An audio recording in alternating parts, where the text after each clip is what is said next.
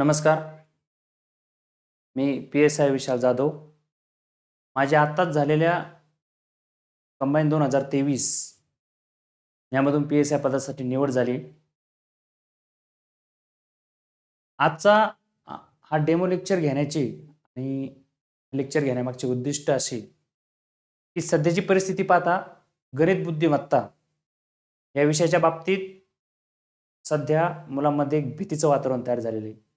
एक negative mindset मुलांच्या मनात या विषयाच्या बाबतीत निर्माण झालेला आहे. सध्याची परिस्थिती पाहता कंबाईन ग्रुप बी आणि सी या पूर्व परीक्षेमध्ये या गणित बुद्धिमत्ता या विषयाचं वेटेज 20 क्वेश्चनचं आहे. म्हणजे गणित बुद्धिमत्ता या विषयावर जर आपली पकड असेल तर आपण पूर्व परीक्षा पास व्हायला काहीच अडचण नाही.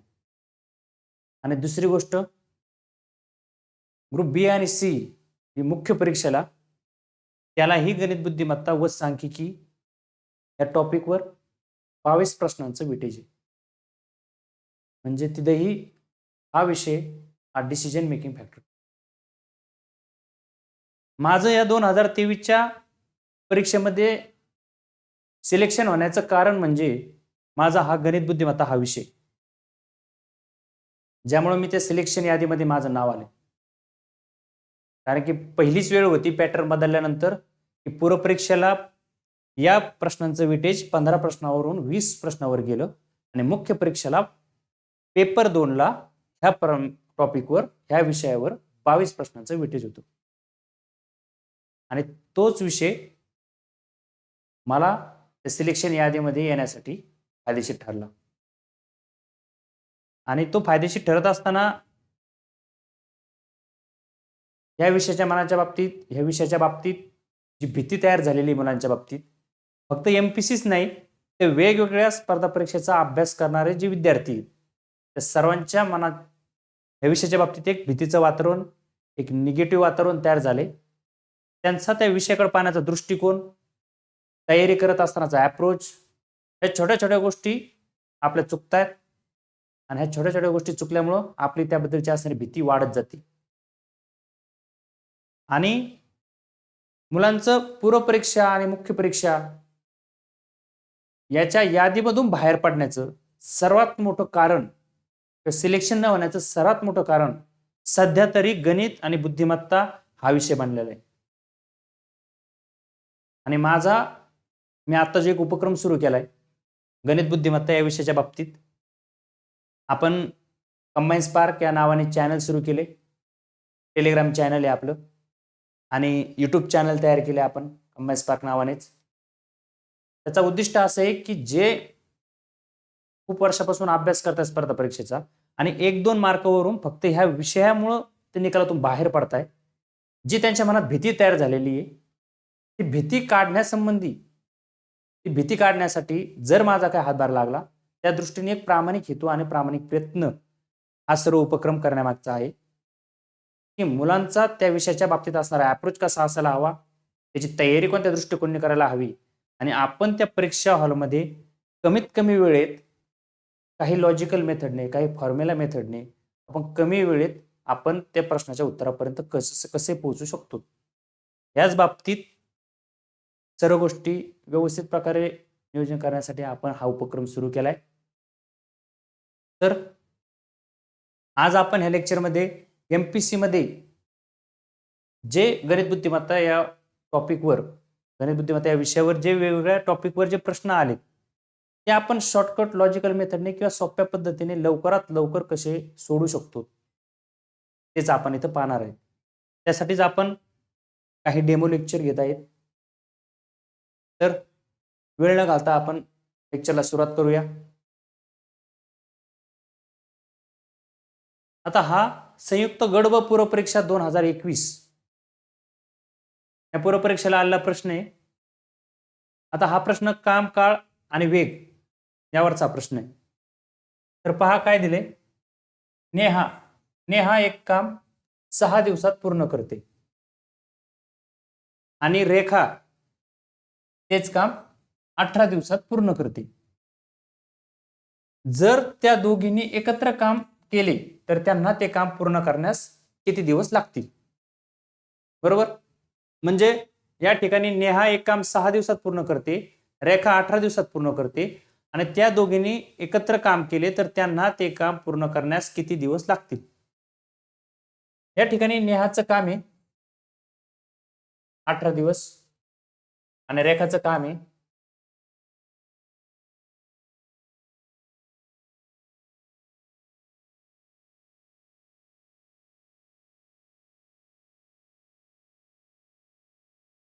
नेहाचं काम आहे 6 दिवस आणि रेखाचं काम आहे 18 दिवस. बरोबर. तर आपल्याला या ठिकाणी काय करायचंय, ह्या दोन्हीचा लसावी काढायचा. आता लसावी काढायचा म्हणजे काय करायचं, तर 6 आणि 18 ह्या दोन्हींच्या पाड्यामध्ये येणारी कॉमन संख्या, लहानात लहान कॉमन संख्या म्हणजे लसावी. आता 6 आणि 18च्या पाड्यामध्ये सर्वात अगोदर येणारी लहानात लहान कॉमन संख्या कोणती आहे, तर ती आहे 18. म्हणजे टोटल युनिट काम किती आहे, तर 18. बरोबर. आता नेहाच्या 6 याला भाग द्यायचा आहे, 6 त्रिक 18 आणि 18 एक, म्हणजे नेहाची एका दिवसाची कामाची युनिट आहे 3 आणि रेखाची एका दिवसाची कामाची युनिट आहे 1 आणि टोटल युनिट काम आहे 18. आता त्यांनी काय सांगितले की दोघींनी एकत्र काम केले, नेहाचं एका दिवसाचं 3 आणि रेखाचं एका दिवसाचं 1, मग दोन्हींचं मिळून एका दिवसाचं काम किती होईल, 4 युनिट आणि टोटल युनिट किती येतं 18. तर आपल्याला ह्या 4 युनिटनी याला भाग द्यायचा आहे. बरोबर. 4 चौक 16, 2 उरले, पॉईंट घेतला, 4 पंची 20, 4.5 म्हणजे आपलं उत्तर आहे 4.5. म्हणजे या ठिकाणी आपण काय केलंय, तर नेहाचं काम दिलंय 6 दिवस आणि रेखाचं काम दिले 18 दिवस आणि सांगितले काय की दोघींनी एकत्र काम केलं तर ते पूर्ण करण्यास किती दिवस लागतील. बरोबर. तर आपण या ठिकाणी काय केले, दोन्हीचा लसावी काढलाय. लसावी काढल्यानंतर 6 त्या लसावीला भागलं 3 युनिट आले आणि 18 भागलं 1 युनिट आलंय. आता नेहाचं एका दिवसाचं 3 युनिट आणि रेखाचं एका दिवसाचं 1 युनिट. आता दोन्हींनी एकत्र काम केले म्हणून दोन्ही युनिटची काय केली आपण बेरीज केली, ती आली 4. त्या लसावीला आपण त्या बेरजीने भागिलं, त्याचं उत्तर आले 4.5. अशा प्रकारे आपण या लॉजिकल मेथडने लवकरात लवकर पोहोचू शकतो. आता दुसरी पारंपरिक मेथड आहे. आता ती पारंपरिक मेथड कशी ते आपण पाहू. आता नेहाचं एका दिवसाचं काम किती 6 आहे, त्याला x मानलं आणि रेखाचं एका दिवसाचं काम आहे 18, त्याला y मानलं. आता दोन्हींनी मिळून काम म्हटलं तर त्याचा फॉर्म्युला आहे xy भागिले x प्लस y. 6 गुणिले 18 भागिले 6 अधिक 18, 6 गुणिले 18 भागिले 24, 6 चौक 24, 4 चौक 16, 2 उरले, 4 पंची 20. म्हणजे या ठिकाणी आपण या पारंपरिक मेथड फॉर्म्युला याच्यानुसार पण काढू शकतो आणि आपण ह्या लॉजिकल मेथडने काढू शकतो. पण फॉर्म्युले जर आपल्या लक्षात नाही राहिला तर आपण लॉजिकल मेथडने काढू शकतो आणि लॉजिकल मेथडने पुढील काही जे क्रिटिकल एक्झाम्पल आहेत ते सॉल्व्ह करताना ह्या लॉजिकल मेथडचा आपल्याला जास्त फायदा होईल. आता पुढचा प्रश्न पाहूया आपण. आता या ठिकाणी काय दिले, ए आणि बी. आपण काम काळ या टॉपिकवरचा प्रश्न आहे. आज संयुक्त गट ब पूर्वपरीक्षा 2022 या पूर्वपरीक्षेला आलेला काम काळ या विभागावरील प्रश्न आहे. ए आणि बी एक काम एकत्रितपणे 15 दिवसात पूर्ण करतात आणि बी हा एकटा ते काम 20 दिवसात पूर्ण करतो. बरोबर. ए आणि बी मिळून एकत्रितपणे 15 दिवसात पूर्ण करताय. आता हा प्रश्न पहा. मागचा प्रश्न असा होता की नेहानी आणि रेखानी दोन्हींनी वेगवेगळं काम केलं होतं आणि एकत्रित केलं तर किती दिवस लागतील, अशा पद्धतीने आपल्याला त्यांनी विचारलं होतं आपल्याला. आता या ठिकाणी आपल्याला दोघांनी मिळून किती काम केलंय ते दिले 15 दिवस आणि त्यापैकी बीने एकट्याने केलेलं काम दिले आपल्याला 20 दिवस आणि आपल्याला विचारले ए एकटा ते काम किती दिवसात पूर्ण करेल. बरोबर. आता या ठिकाणी आपल्याला काय करायचंय, ए आणि बीने केलेलं काम 15 दिवस आणि फक्त बीने केलेलं काम 20 दिवस. या ठिकाणी पण आपल्याला याचा लसावी काढायचा आहे, म्हणजे दोन्हीच्या पाड्यातील कॉमन सर्वात लहानात लहान संख्या ती आहे 60. आता यांनी याला भाग द्यायचा 15 चूक 60 आणि 20 त्रिक 60. आता या ठिकाणी काय करायचंय, आपल्याला ए चं काम विचारले, ए बरोबर किती. आता मागे आपण दोन्हीची बेरीज घेतली होती एकत्र कामामुळे, तर या ठिकाणी दोघांनी मिळून काम दिले आणि फक्त एकाचं काम दिले. या ठिकाणी दोघांनी मिळून काम आणि फक्त एकाचं काम दिलेलं असेल आणि दुसऱ्याचं काम जर विचारलं असेल तर आपल्याला याची ह्या युनिटचा काय करायचा आहे, डिफरन्स घ्यायचा आहे. काय घ्यायचा आहे, डिफरन्स. म्हणजे टोटल युनिट आहे आपले 60, ए आणि बी चे युनिट आहे 4 आणि बी चे युनिट आहे 3. आता त्याचा डिफरन्स काय येईल, 4 + 3 1 हा येईल आपला डिफरन्स. आता हे डिफरन्सनी याला भागायचे, 60 भागिले 1 बरोबर 60. आपल्या या ठिकाणी उत्तर काय आले, 60. म्हणजे ए ला ते काम पूर्ण करण्यास किती दिवस लागतील, 60 दिवस लागतील. बरोबर. आता याला आपण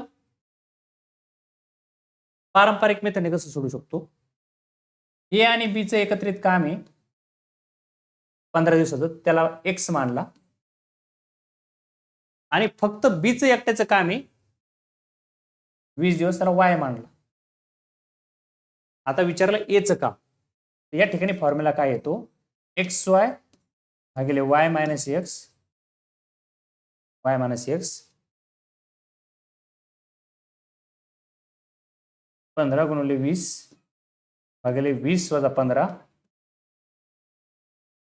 बरोबर 15 गुणिले 20 भागिले 5, 5 त्रिक 15 आणि 20 त्रिक 60. तर ह्या मेथडने सुद्धा आपण उत्तर काढू शकतो आणि ते आपल्या लॉजिकल मेथडने सुद्धा काढू शकतो. जी मेथड तुम्हाला योग्य वाटेल त्या मेथडने तुम्ही उत्तर काढू शकता. बरोबर. तर आपण जाऊया पुढं. आता या ठिकाणी नळ आणि टाकी, नळ आणि टाकी या टॉपिकवर आलेलं एक्झाम्पल आहे. कर सहाय्यक पूर्व परीक्षा 2017 या परीक्षेला आला प्रश्न आहे नळ आणि टाकीवरचा. काय सांगितलं यांनी, ए आणि बी दोन्ही नळ स्वतंत्रपणे चालू केल्यास अनुक्रमे 36 तासात व 45 तासात काय करताय, तो हौद पूर्ण भरताय स्वतंत्रपणे. आणि जर दोन्ही नळ एकाच वेळी चालू केले, काय एकाच वेळी चालू केले, तर तो हौद किती वेळात पूर्ण भरेल. म्हणजे ए ने किती वेळात भरेल दिलाय, बी ने किती वेळात भरेल दिलाय आणि सांगितलंय की दोन्ही एका वेळी चालू केले तर किती वेळात भरेल, असा आपला प्रश्न आहे. आता इथं सेम काम काळ वेगळा आपण ज्या पद्धतीने लॉजिक लावले त्याच पद्धतीने आपल्याला करायचं. ए किती वेळात भरतोय, 36 तासात आणि बी किती वेळात भरतोय, 45 तासात. बरोबर. सेम आपल्याला यांचा लसावी काढायचा आहे. आता 36 आणि 45 चा लसावी काढत असताना तो लसावी असा पाहिजे की ह्या दोन्हीच्याही पाड्यामध्ये आलेली कॉमन संख्या पाहिजे, म्हणजे तो त्याचा लसावी. आपण याला 36 आणि 45 लिहूया. 9 चौक 36, 9 5 45, कॉमन येत नाहीये. 4 पंचे 20. आता या ठिकाणी याची आणि याची या सर्वांचे काय करायचंय, मल्टिप्लिकेशन घ्यायचे, म्हणजे आपला लसावी येतो. 5 चौक 20, 20 9 180 हा झाला आपला लसावी. बरोबर.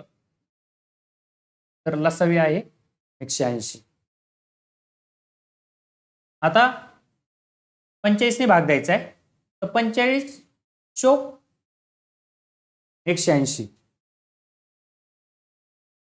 आणि 36 पाच 180, म्हणजे टोटल युनिट आहेत 180 हौदाचे.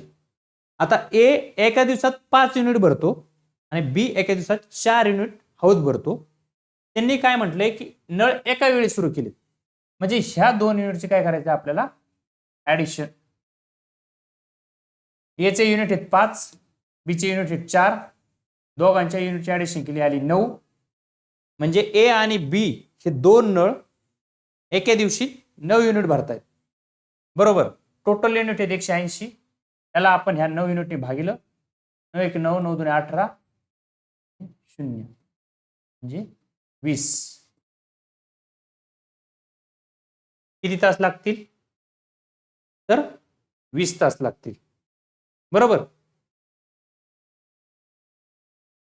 म्हणजे या ठिकाणी काय केले आपण, ए चे 36 तास लिहिलेत, बी चे 45 तास लिहिलेत, दोन्हीचा लसाही काढलाय तो 180 आलाय.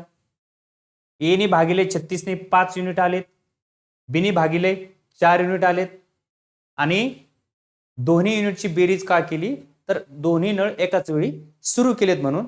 तर दोन्ही युनिटची बेरीज 9. त्या टोटल युनिटला आपण ह्या 9 ने भागिले आणि फायनल उत्तर आले 20. म्हणजे दोन्ही नळ जर सुरू केली, एकत्र सुरू केले तर हौद भरायला 20 तास लागतील. बरोबर. आता आपण पुढच्या प्रश्नाकडे जाऊया. हा राज्य सेवा पूर्व परीक्षा 2016 या परीक्षेला आला प्रश्न. बरोबर. आता इथं काय म्हटलंय, अ ब आणि क हे स्वतंत्रपणे 1 टाके अनुक्रमे 12, 15 आणि 20.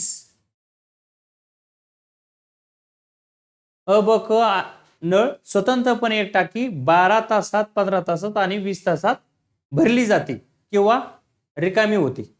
बरोबर. भरली जाते किंवा रिकामी होते. आता एकाच वेळी ब आणि क काय, ब आणि क नळाच्या साहाय्याने टाकी भरण्यास प्रारंभ केला आणि अ नळ आहे ना, त्या अ नळाच्या साहाय्याने टाकी रिकामी करण्यास सुरुवात केली. ब आणि क नळाच्या साहाय्याने टाकी भरण्यास सुरुवात केली, आणि अ ने रिकामी करण्यास सुरुवात केली, तर किती तासाने टाकी पूर्ण भरलेल्या स्थितीला असेल. बरोबर. म्हणजे तिथं ए ला 12 तास लागताय, बी ला 15 तास लागताय आणि सी ला 20 तास लागताय. बरोबर. आता या ठिकाणी त्यांचं काय म्हणणं आहे की ब आणि क या 2 नळांनी टाकी भरती, म्हणजे प्लस वाले, आणि अ नळाच्या साहाय्याने टाकी काय होती, रिकामी होती. काय होती, रिकामी, मायनस. आता ह्या तिन्हींचा आपण काय काढायचं आहे, लसावी काढायचा आहे. 12, 15 आणि 20 याचा लसावी किती येईल, तर ह्या तिन्हीच्याही पाड्यामध्ये असणार आहे सर्वात लहानात लहान कॉमन संख्या म्हणजे लसावी, तो आहे 7. बरोबर. आता लसावी 60 आहे, 20 त्रिक 60, 15 चौक 60 आणि 12 पंचे 60. बरोबर. तर या ठिकाणी बी आणि सी नी टाकी भरण्यास प्रारंभ केलाय, म्हणजे ह्या बी आणि सी नी भरायला प्रारंभ केलाय, म्हणून ह्या दोन्हीची काय घ्यायची, ऍडिशन घ्यायची बी आणि सी ची. किती झाली, 4 अधिक 3 बरोबर 7. आणि ए ही टाकी रिकामी करतोय, म्हणजे एका दिवशी बी आणि सी, बी चे सेपरेट टाकी भरण्याचे युनिट 4 आहेत, सी चे सेपरेट टाकी भरायचे युनिट 3 आहेत, आणि ए दररोज 5 युनिट टाकी रिकामी करतो आणि टोटल युनिट आहेत आपले 60. बरोबर. हे दोन्ही भरतायत म्हणून यांची युनिटची बेरीज घेतली, 4 आणि 3 7, आणि ह्या 7 मधून हे ए हे टाकी रिकामी करतो, तर दररोज किती टाकी रिकामी करतो ह्यो, तर याचे युनिट आहेत 5, म्हणून ह्या 7 युनिट मधून हे 5 युनिट करायचे वजा, म्हणजे दररोज हे दोघं 7 युनिट भरताय आणि हा एकटा 5 युनिट वजा करतो, म्हणजे 7 मधून 5 युनिट वजा झाली तर आता 2 युनिट, म्हणजे आपले फायनलला दररोज 2 युनिट टाकी भरल्या जाते. हे दोघांची बेरीज घेतली भरायची, रिकामी करतो म्हणजे वजाबाकी घेतली आणि फायनल आपले दररोज 2 युनिट टाकी भरल्या जाते. आपले टोटल युनिट आहेत 60, दररोज भरल्या जाते 2 युनिट, म्हणून भरण्यास लागणारा वेळ 60 भागिले 2 व्यतिरिक्त 60 30,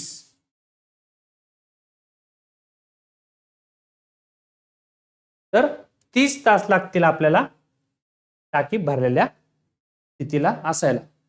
बरोबर, म्हणजे या ठिकाणी ब आणि क टाकी भरतोय, त्या युनिटची बेरीज घेतली आणि अ युनिट वजा करतोय, रिकामी करतोय टाकी, म्हणून त्या युनिटची वजाबाकी केली आणि फायनल आपल्या 2 युनिट टाकी भरल्या जाती. टोटल युनिट आहेत आपली 60, दररोज भरलेले जाते 2 युनिट, तर एकूण भरण्यासाठी लागलेला वेळ 30 तास आपला. बरोबर, या पद्धतीने तुम्ही सोडू शकताय. आपण पुढील प्रश्नाकडे जाऊया. आता हे मिक्सचर अँड एलिगेशन, मिश्रण, या टॉपिकवर आलेला प्रश्न आहे. प्रश्न पहा, काय सांगितले त्यांनी, 16% ऍसिड असलेल्या 50 लिटर द्रावण आहे. 50 लिटर द्रावणामध्ये ऍसिडचं प्रमाण किती आहे, 16%. या 16% ऍसिड असलेल्या 50 लिटर द्रावणात किती लिटर पाणी, किती लिटर काय ओतायचे, पाणी ओतायचे, म्हणजे नवीन द्रावणातील ऍसिडचे प्रमाण 10% होईल. आता हा प्रश्न समजून घ्या, याला आपण 2 मेथडने सॉल्व्ह करू शकतो. एक आपण आपल्या अंडरस्टँडिंग मेथडनुसार इक्वेशन फॉर्मॅट तयार करून आपण सॉल्व्ह करूया, आणि दुसरं आपण याला ऑप्शन थ्रू पण जाऊ शकतो. आपण पहिली मेथड पाहूया. त्यांनी सांगितले 50 लिटर द्रावणात 16% ऍसिड आहे. द्रावण किती आहे, 50 लिटर, बरोबर. त्यात ऍसिडचं प्रमाण किती आहे, 16%, म्हणजे 100च्या 16. बरोबर, आपल्याला ऍसिड 50 लिटर मध्ये किती लिटर ऍसिड आहे हे आपल्याला अगोदर काढायचे. इथं टक्क्यामध्ये दिले, आपला 50 लिटर मध्ये किती लिटर हे काढण्यासाठी 16% दिले. 50 लिटरच्या 16% म्हणजे 16 भागिले 100 केला आपण. 50 1 50, 50 2 100, 1 2 2 8 16, म्हणजे 8 लिटर ऍसिड.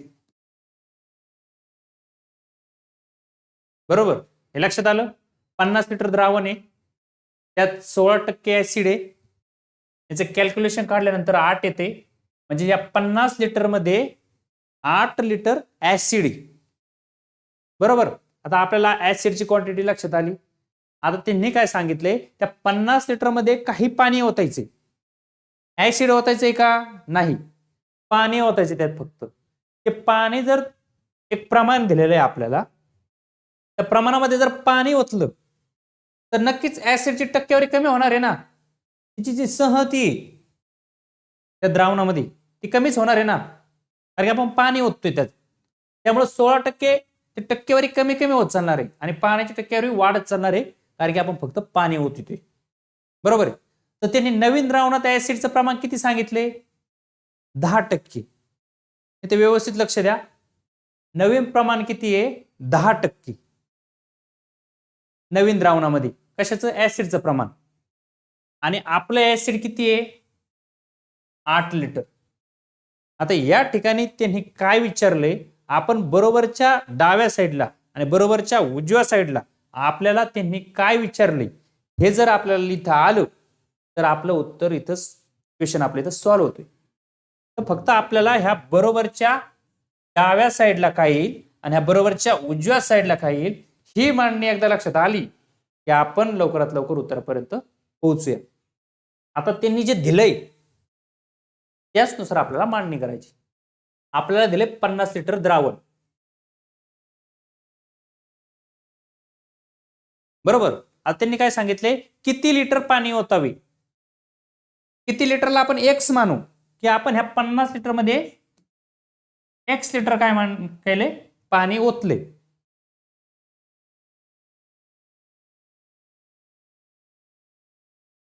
काय केले, ह्या 50 लिटर मध्ये एक्स लिटर पाणी ओतले, बरोबर. तर त्या ऍसिडचं प्रमाण किती होईल, 10%. म्हणजे ह्या टोटल नवीन द्रावणामध्ये ऍसिडचं प्रमाण 10% होईल. हे आपलं पहिलं 50 लिटर द्रावण होतं, नवीन पाणी 1 लिटर ओतले, म्हणजे त्याचं प्रमाण किती होईल, 10% होईल नवीन द्रावणामध्ये.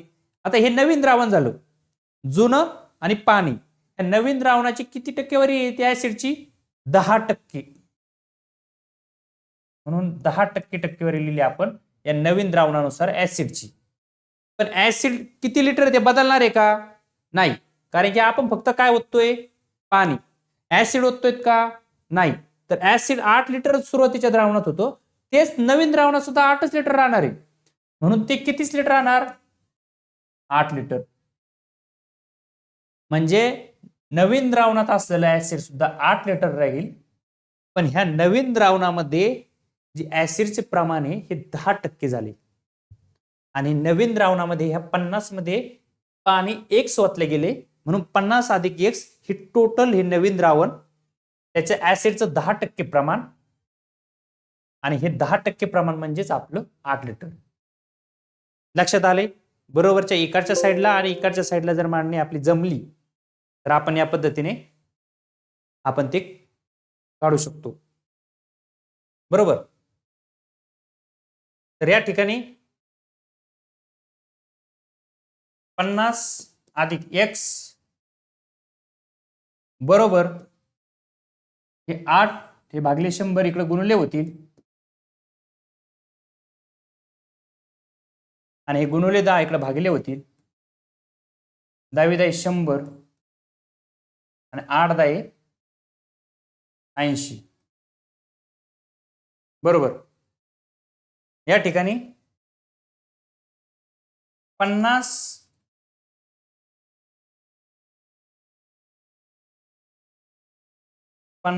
अधिक एक्स बरोबर 80, त्यामुळे एक्स बरोबर 80 वजा 50 बरोबर 30, म्हणजे आपलं 30 हे आपलं उत्तर आहे, बरोबर.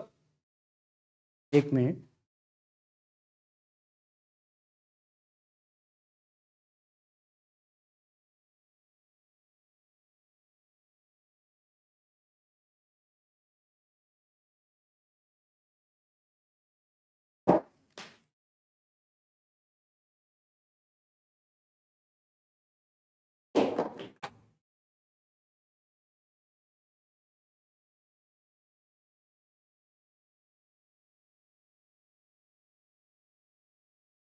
लक्षात आले, काय दिले, त्या नवीन द्रावणामध्ये आपण ऍड केले आणि एकची व्हॅल्यू काढली आपण, ती आली 30, म्हणजे 30 लिटर पाणी आपल्याला ओतावं लागेल, बरोबर.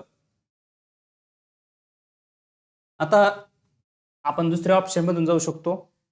आपण जेव्हा बाय ऑप्शन जाणं, आता आपलं 8 लिटर ऍसिड हे आपण सुरुवातीला काढून घेतलं, बरोबर. तर आपण सुरुवातीला कन्सिडर केलं की आपण जर 15 लिटर पाणी ओतलं, बरोबर, पहिले 50 लिटर द्रावण आहे त्यात 15 लिटर ओतलं, तर नवीन द्रावण किती होईल, बाय ऑप्शन 1 नुसार 50 अधिक 15 बरोबर 65 लिटर नवीन द्रावण होईल. 65च्या 10% म्हणजे किती, तर 6.5. 65च्या 10% किती आहे, तर 6.5, बरोबर. पण आपलं द्रावण किती आहे, ऍसिड आहे 8 लिटर. पहिलं ऑप्शन ते सॅटिस्फाय करते का, नाही, म्हणून आपला पहिला ऑप्शन गेला. आता आपण दुसरा ऑप्शन पाहूया 20. आपलं सुरुवातीचं द्रावण किती, 50 लिटर. आपण त्यात ऍड किती केले? 20 लिटर पाणी. पाणी किती झाले? नवीन द्रावण किती झाले? 70 लिटर. 70च्या 10% किती होते? तर 7 लिटर. आपलं ऍसिड किती? 8 लिटर. आपण ऑप्शन सॅटिस्फाय करत नाही कंडिशन. तिसरा ऑप्शन आहे 30. आपलं द्रावण आहे पहिलं 50 लिटर, आपण ऍड केलं 30 लिटर पाणी, टोटल द्रावण झालं 80 लिटर. आणि ह्या 80च्या 10%, 80च्या 10% काढलं तर ते येते 8. बरोबर. 80च्या 10% किती आहे? 8 आहे. आणि आपलं ऍसिड सुद्धा 8 लिटर आहे. म्हणजे हा ऑप्शन आपली कंडिशन सॅटिस्फाय करतोय, म्हणून आपला आन्सर आहे 30.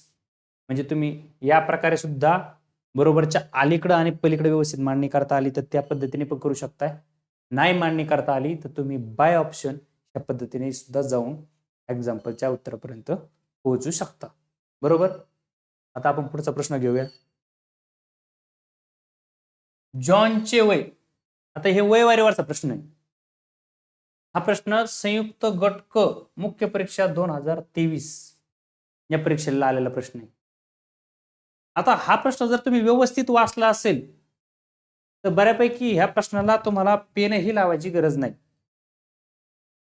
त्यावेळेस आपलं काय होतं की आपण प्रश्नाकडे पाहिलं का आपली भीती तयार होती, आणि भीती तयार झाली की आपल्याला नेमकं एक्झाम्पल मध्ये विचारलंय काय हेच लक्षात येत नाही, आणि आपल्याला ते कळायच्या अगोदरच आपण एक्झाम्पल सॉल्व्ह करायला सुरुवात करतो आणि आकडेवारीची कॅल्क्युलेशन करायला सुरुवात करतो. सुरुवातीला काही सेकंदात आपल्याला हे कळायला पाहिजे की त्याला म्हणायचंय काय, त्या एक्झाम्पलला नेमकं विचारलंय काय, दिलंय काय. असे काही सोपे एक्झाम्पल असते ते अगदी काही सेकंदात तुम्ही सॉल्व्ह करून त्या उत्तरापर्यंत पोहोचू शकतात. आणि याच्यातला वाचलेला वेळ तुम्ही जे मोठे एक्झाम्पल आहेत कॅल्क्युलेशनचे तिथे यूज करू शकतात. बरोबर. या ठिकाणी जॉनचे वय त्याच्या भावाच्या वयाच्या निम्मे होईल जर आपण त्याच्या भावाच्या सध्याच्या वयात 2 वर्षांची भर घातली. जॉनचे वय काय? आता जॉनचं वय ऑलरेडी आपल्याला 30 वर्षे ते दिले. बरोबर. म्हणजे जॉनचे वय त्याच्या भावाच्या वयाचे किती होईल? निम्म होईल जर त्याच्या भावाच्या सध्याच्या वयात किती वर्षाची भर घातली? 2 वर्षाची भर घातली. बरोबर. आणि जर आज जॉन 30 वर्षाचा आहे तर त्याच्या भावाचे वय किती असेल? सरळ सरळ लॉजिक हे की जॉनचे वय त्याच्या भावाचे किती आहे? निम्म आहे. जॉन आहे किती त्याचं वय? 30 आहे. आणि हा त्याच्या भावाचे किती आहे? त्याचा भाव आहे, समजा भाऊ एक्स मानला, त्या भावाचे निम्म वय आहे याचं. मग साहजिक आहे त्याच्या भावाचं वय किती असेल? 60. बरोबर. त्याचा निम्मा. पण याने काय सांगितले, कधी निम्म होईल? जर त्याच्या भावाच्या वयात 2 वर्षाची भर घातली. म्हणजे 2 वर्ष त्याचं वय काय आहे त्या कंडिशनसाठी कमी. आपली कंडिशन काय होती की त्या भावाच्या निम्मा येतो, पण त्यांनी काय सांगितलं भावाच्या वयात 2 वर्षाची भर घातली तर ती कंडिशन येते. म्हणजे हा 2 वर्षांनी कमी. म्हणजे याचं वय किती आहे? 58. म्हणजे त्या भावाचं वय 58 आहे. त्या 58 वयामध्ये जर आपण 2 वर्षाची भर घातली, या 58 मध्ये 2 वर्षाची भर घातली किती येते? 60 येते. बरोबर याच्या निम्म वय जॉनचं 30 वर्षे. म्हणजे तुम्ही व्यवस्थित पाहिलेही जरी की भावाच्या वयात 2 वर्षाची भर घालायचे आणि याचं वय निम्म आहे तर त्याची दुप्पट करायची म्हणजे 60 करायचे, आणि 2 वर्षाची भर घालायची म्हणून 2 वर्ष आपल्याला कमी घ्यायचे. बरोबर. ह्या पद्धतीने जरी आपण केलं व्यवस्थित तरी आपलं गणित काय होणार आहे? सुटणार आहे. किंवा तुम्ही पारंपरिक मेथड इक्वेशनची त्यानुसार भाव एक्स मानला, भावाचं वय जो भाऊ आहे जॉनचा त्याला एक्स मानलं आणि त्याच्यात 2 वर्षाची भर घातली. बरोबर, 2 वर्षाची भर घातली आणि याच्या निम्म कोणाचं आहे तर जॉनचं आहे. ह्या भावाच्या याच्यात 2 वर्षाची भर घातली, त्याच्या निम्म म्हणजे याच्या निम्म म्हणल्यानंतर 1/2 निम्म वय कोणाचं आहे जॉनचं. ते किती आहे 30 आहे. याच्या निम्म वय जॉनचं आहे जे की 30 आहे. हे भागिले 2 इकडे गुणवले होतील. x + 2 बरोबर 60 आणि x बरोबर 60 - 2 बरोबर 58. बरोबर. तर ह्या पद्धतीनेही तुम्ही मांडणी करून काढू शकता किंवा तुम्ही जरी पाहिलंही जरी तरी तुम्हाला एक लक्षात येऊन जाते की गणिताला काय म्हणायचे, काय विचारायचे ते. आता आपण पुढील प्रश्नावर जाऊया.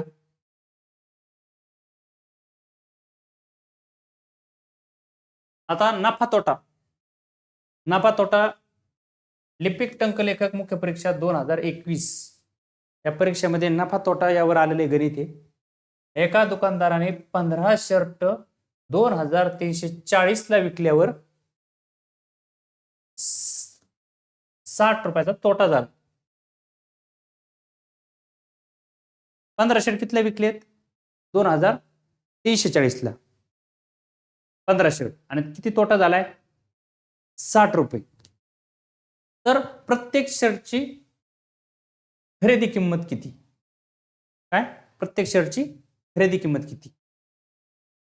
आता आपला नफा किंवा तोटा हा आपल्या काय होत असतोय खरेदी किमतीवर होत असतोय.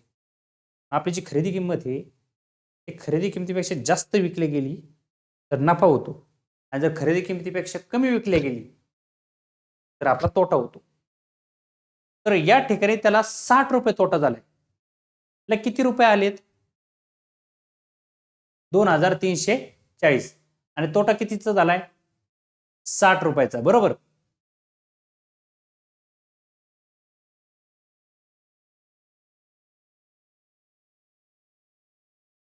आता दोन फॉर्म्युले आहेत. नफा बरोबर काय असतोय विक्री किंमत वजा खरेदी किंमत याचा फरक म्हणजे नफा असतोय. बरोबर. आणि तोटा म्हणजे काय खरेदी किंमत वजा विक्री किंमत.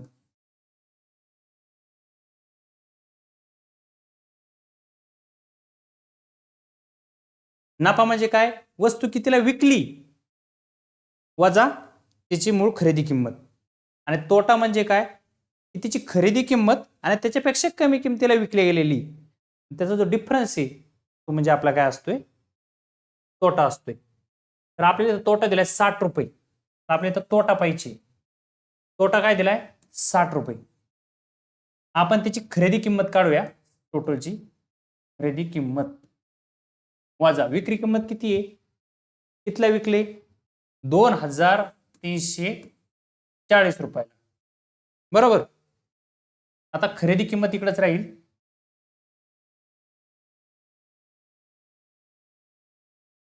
आणि हे बरोबरचे इकडे येईल.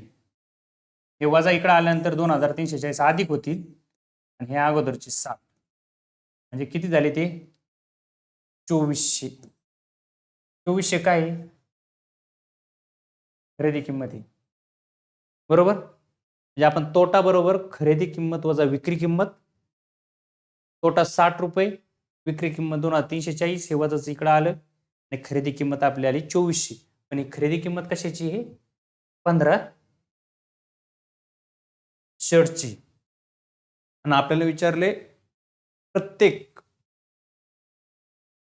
एका शर्टची खरेदी किंमत विचारली. टोटलीची 2400. तर 2400 सगळ्या शर्टची खरेदी किंमत आहे आणि आपल्याला काढायची एका शर्टची खरेदी किंमत. तर या 2400ला टोटल शर्टच्या किमतीने टोटल शर्टच्या काउंटने भागीला आपण. तर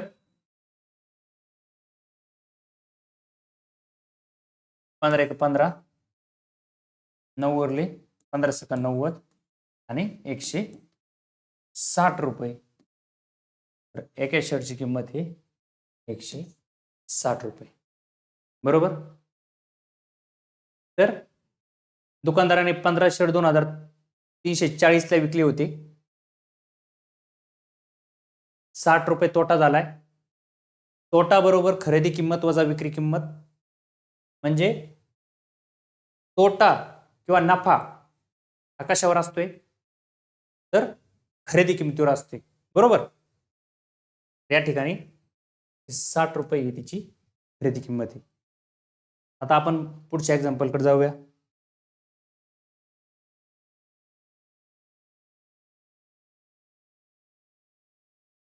आता इथं सुद्धा खरेदी विक्रीवर हा प्रश्न आहे.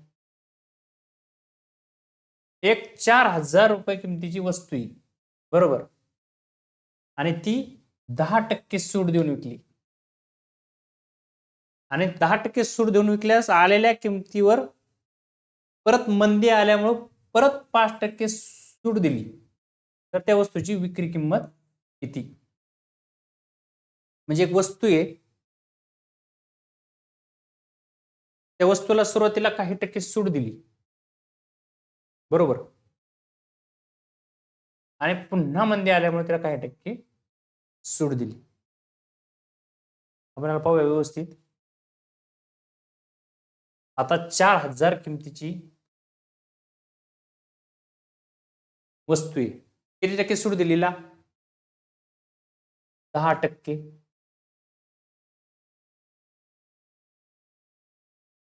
बरोबर. 10% सूट दिल्यामुळं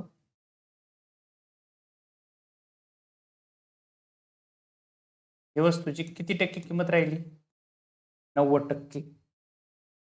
10% सूट दिली ना आपण, म्हणजे 100 पैकी 10% सूट दिली तर 90% त्या वस्तूची किंमत राहिली. जितकी सूट दिली तितकी 100 मधून वजा करायची आणि ती वर लिहायची. या टोटल किमतीला 10% सूट दिली, 90/100. आणि पुन्हा या सगळी जी किंमत आली, विकल्यास आलेल्या किमतीवर मंदीमुळे परत किती 5% सूट दिली. म्हणजे ह्या किमतीवर 10% सूट दिली होती, पुन्हा ह्या टोटल किमतीवर 5% सूट दिली, म्हणजे 5% सूट दिली म्हणजे 95% राहिले. बरोबर. जितक्या टक्के सूट दिली ती 100 मधून वजा करायची. 4000 पहिली 10% सूट दिली म्हणून 100 मधून 10 वजा केले, 90/100 आले. पुन्हा 5% सूट दिली म्हणून 5 वजा केले आणि 95/100 आले. बरोबर. या ठिकाणी हा शून्य गेला, हा शून्य गेला, हा शून्य गेला, हा शून्य गेला, हा गेला, हा गेला, हा गेला आणि हा गेला. बरोबर. 4 गुणुले 9 गुणुले 95. आता आपण 95 गुणुले 9 करूया. 9 5 45, 9 9 81 4,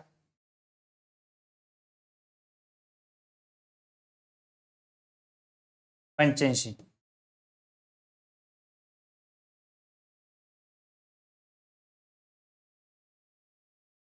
95 गुणिले 9, 9 5 45, 9 9 81, 81 4 85, 855 आणि गुणिले परत त्याला 4, 5 चोक 20, 5 चोक 20 2 22 आणि 8 चोक 32 2 34, 3420 हे आपलं उत्तर आहे.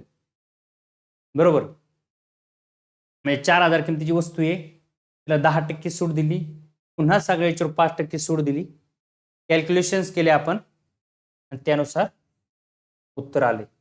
या ठिकाणी तुम्हाला फक्त मांडणी खूप महत्वाची.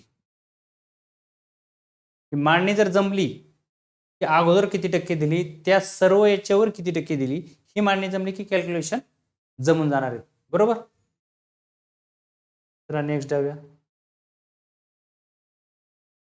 घातांक लिपिक टंकलेखक मुख्य परीक्षा 2018 या परीक्षेमध्ये घातांक या टॉपिकवर आलेला हा प्रश्न आहे. प्रश्न काय आहे? 5m भागिले 5-3 गुणुले 5 चा 4था घात बरोबर 5चा 20. या पद्धतीने गणित आहे. आता घातांकाचे नियम काय म्हणतात की या ठिकाणी 5वा यम व घात आहे, बरोबर. आता या ठिकाणी हे छेदामध्ये 5चा वजा 3वा घात. आता हे वजा आहे, हे वर गेलं अधिक होतं. जर खाली अधिक असतं तर वर गेल्यानंतर वजा झालं असतं, पण हे वजा आहे, वर गेल्यानंतर अधिक होईल. मग 5चा वजा 3वा घात आहे, वर गेल्यावर काय होईल 5चा 3रा घात आणि वरचा 5चा 4था घात आहे तसाच. पुढचा 5चा 20वा घात, बरोबर. आता छेद समान आहे.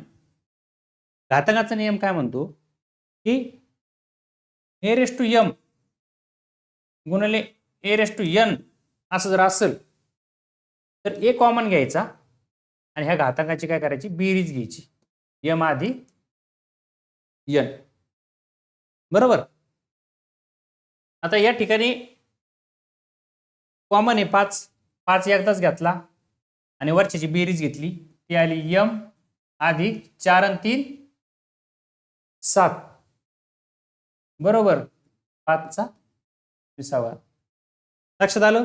5 एकदाच घेतलाय, m अधिक 3 अधिक 4, 4 आणि 3 7, m अधिक 7 बरोबर 5चा 20वा घात.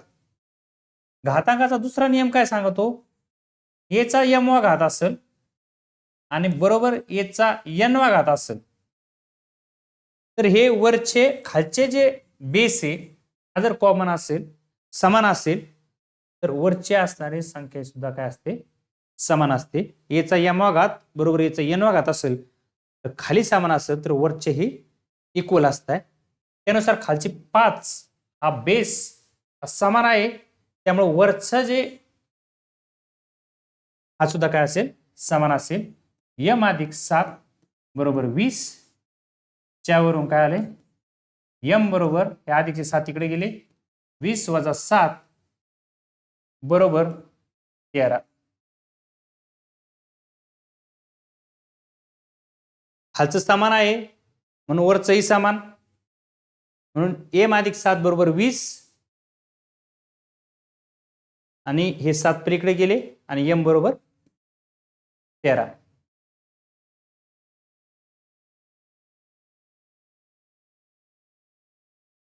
याच 13 उत्तर आहे.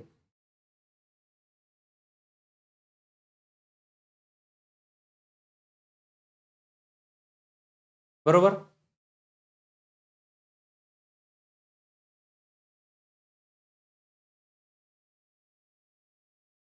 अशा पद्धतीने आज आपण लेक्चरमध्ये एमपीसी मध्ये जे पीओक्यू आले होते याला सोप्या पद्धतीने आपण कसे टॅकल करू शकतो लवकरात लवकर ते आज आपण पाहिले. अशाच प्रकारचे वेगवेगळे एक्झाम्पल जेव्हा तुम्ही प्रॅक्टिस करणार आहे, प्रॅक्टिस मोडमधून तुमचे दररोज ह्या टाईपचे 5 ते 10 एक्झाम्पल प्रत्येक टाईपचे जेव्हा प्रॅक्टिस मोडमधून जातील त्यावेळेस तुमचा याच्यावरचा जो हातखंडा आहे तो जास्त प्रकारे तुमचं त्याच्यावरचा होल्ड निर्माण होणार आहे. म्हणजे आता जर तुम्हाला 1 मिनिट लागत असेल, याला 1.5 मिनिट लागत असेल, तर त्याला तुम्ही अगदी 20, 25, 30 सेकंदामध्ये आणू शकता फक्त प्रॅक्टिस करून. आता आपण हे वेळ घेऊन व्यवस्थित कन्सेप्ट समजण्यासाठी व्यवस्थित हळूच केले, पण जेव्हा तुम्ही याला मॅक्झिमम प्रॅक्टिस करताल त्या एक्झाम्पलला काय म्हणायचं हे लक्षात येईल, त्यावेळेस तुम्ही लवकरात लवकर कमी वेळेत अगदी काही सेकंदामध्ये तुम्ही ते एक्झाम्पल सॉल्व्ह करू शकता. त्यासाठी अशाच प्रकारचे एक्झाम्पल प्रॅक्टिस करायचे. हा आपला डेमो लेक्चर होते.